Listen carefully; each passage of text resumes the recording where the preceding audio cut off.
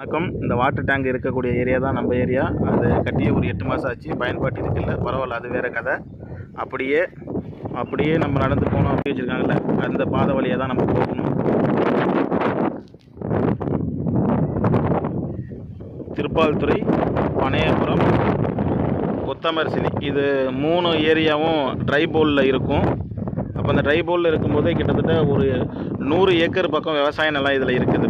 இப்போ அந்த 100 ஏக்கர் விவசாய நிலம் இருக்குது அப்படின்னா இன்றைக்கி ஒரு 20% தான் விவசாயம் பண்ணிக்கிட்டு இருக்காங்க. மீதி 80% பண்ணுறதுக்கான வாய்ப்பு இல்லாமல் இருக்குது. அதுதான் உங்களோட வீடியோ மூலயமா உங்களுக்கு நான் சமர்ப்பிக்கிறேன். ஏன்னா நம்ம ஆதாரத்தோடு பேசினா தான் நல்லாயிருக்கும் அப்படிங்கிறது. அப்போது 100 ஏக்கர் இருக்கக்கூடிய இடத்துல 20 ஏக்கர் தான் விவசாயம் பண்ணாங்க. மீதி 80 ஏக்கர் தரிசு நிலமாக கிடக்குது. இப்போது இது வந்து பள்ளமாக இருக்குது. எனக்கு தெரிஞ்சு 10 வருஷத்துக்கு போது கிராமத்தில் பிள்ளைங்க இருக்கும்போது அந்த பிள்ளைங்களை கூட்டி போய் இந்த வயலில் பயிர், உளுந்து, எள் இது மாதிரி அறுக்க விடுவாங்க. அந்த மாதிரியான வேலைக்கு போயிருக்கோம்.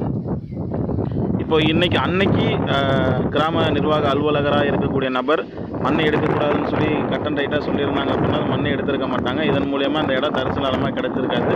சரி, மண்ணை எடுத்துட்டாங்க. அதை விவசாயம் பண்ணுறதுக்கு குப்பை, கூலம், மாட்டு எருவு இதெல்லாம் பயன்படுத்தியிருந்தாங்கன்னா திரும்ப அந்த மண் வளம் பெருகிருக்கு. இந்த பள்ளம் மூடி திரும்ப விவசாயத்துக்கான சூழ்நிலை ஆகிருக்கும். இப்போ இதை வச்சு விவசாயம் பண்ண முடியாது. வேணால் இன்னும் 2 அடி